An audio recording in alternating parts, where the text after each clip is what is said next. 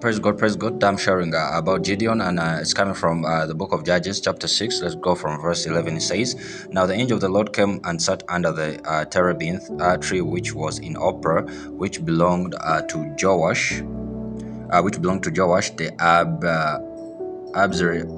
Abizarite, while his son Gideon threshed wheat in the winepress in order to hide it from the Midianites. And the angel of the Lord appeared to him and said to him, The Lord is with you, you mighty man of valor.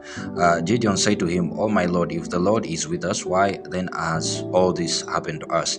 And where are all the miracles which our fathers told us about, saying, Did not the Lord bring us up from Egypt? But now the Lord has forsaken us and delivered us into the hands of the Midianites. Then the Lord turned to him and said, Go in this might of yours, and you shall save Israel from the hand of the Midianites. Have I not sent you? So he said to him, Oh my Lord, how can I save Israel? Indeed, my clan is the weakest in Manasseh, and I am the least in my father's house. And the Lord said to him, Surely I will be with you, and you shall defeat the Midianites. Let's stop there. My main focus is I'm trying to focus mainly on two verses. Verse 12, where the angel of the Lord appeared to him and said to him, The Lord is with you, you mighty man of valor. You see, the angel of the Lord called him mighty man of valor, and this is what Gideon called himself in verse 15.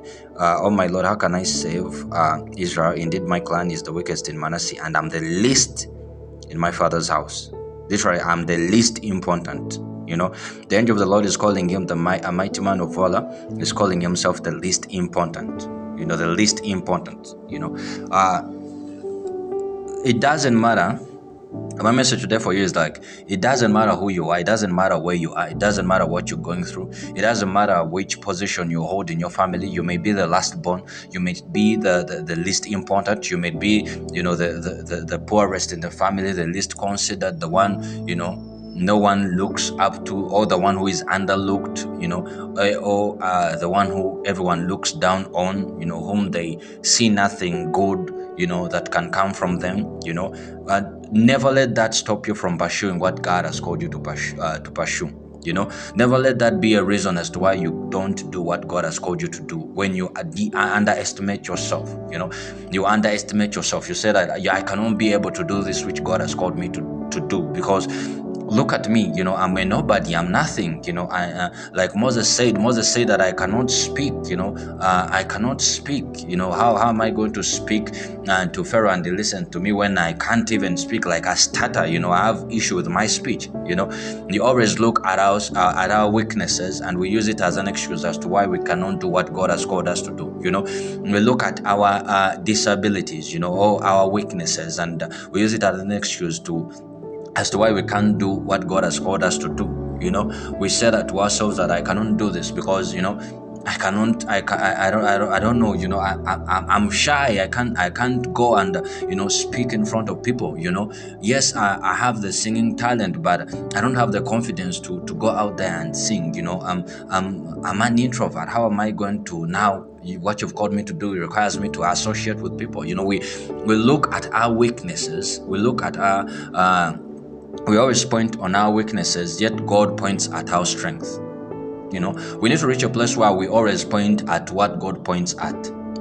What God says about us, let it be what we believe about ourselves. If Gideon, God is calling you a mighty man of valor, then it is useless for you to call yourself, the least in your father's house. It is useless for you to call yourself the least important. As long as God has came to you, why has God come to you? If you are the least important, if you are a nobody, why of all the brothers, of all the sons of Jesse, why has God came to you and chosen you out, or David? It means there is something special in you. There is something great in you. There is greatness on the inside of you, which God is seeing, which you cannot see unless you borrow God's eyes and start seeing yourself the way He sees you.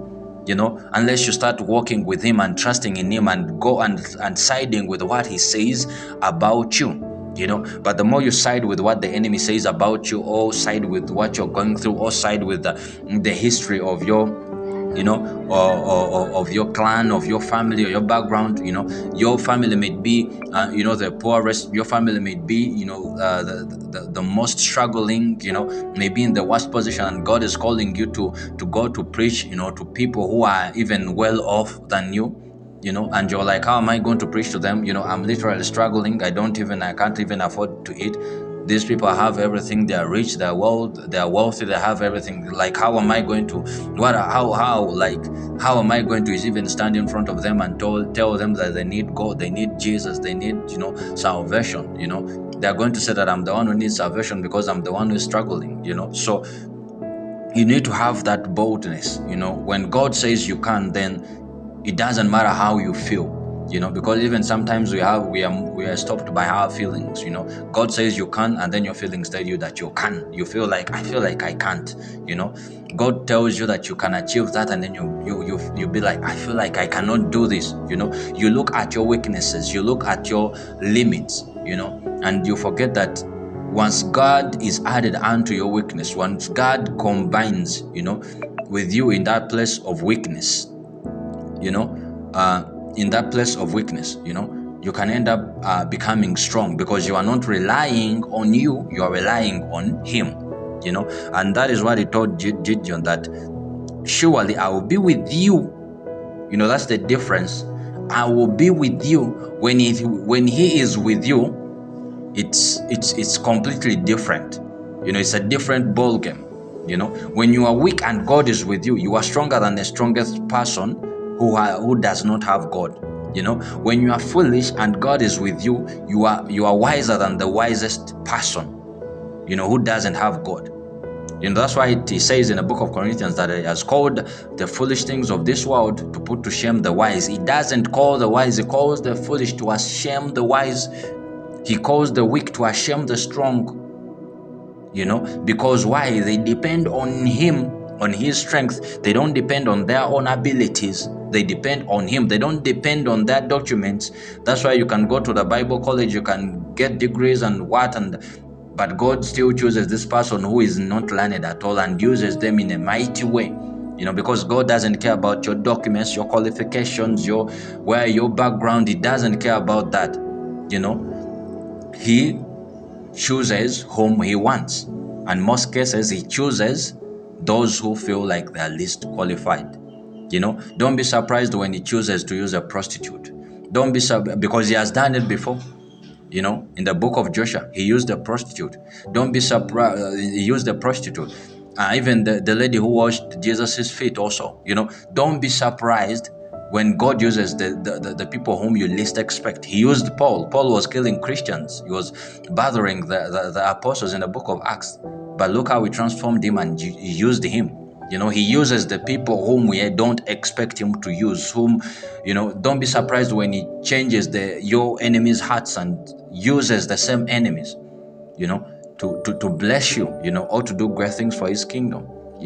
So don't look at yourself, the state that you are in, or the position that you are in, and allow that to stop you from pursuing that which God has called you to pursue. Just go in the strength of the Lord. That's what they called. They told David. They told Gideon. Go in the strength of go in my strength. Go in the strength of the Lord. Go in the strength of the Lord. He is with you. He is with you. He will fight for you. He will fight beside you. You will not lose at doing what God has called you to do if you believe His word and what He has told you, and you pursue it. It will be possible for you. Thank you for watching. God bless you.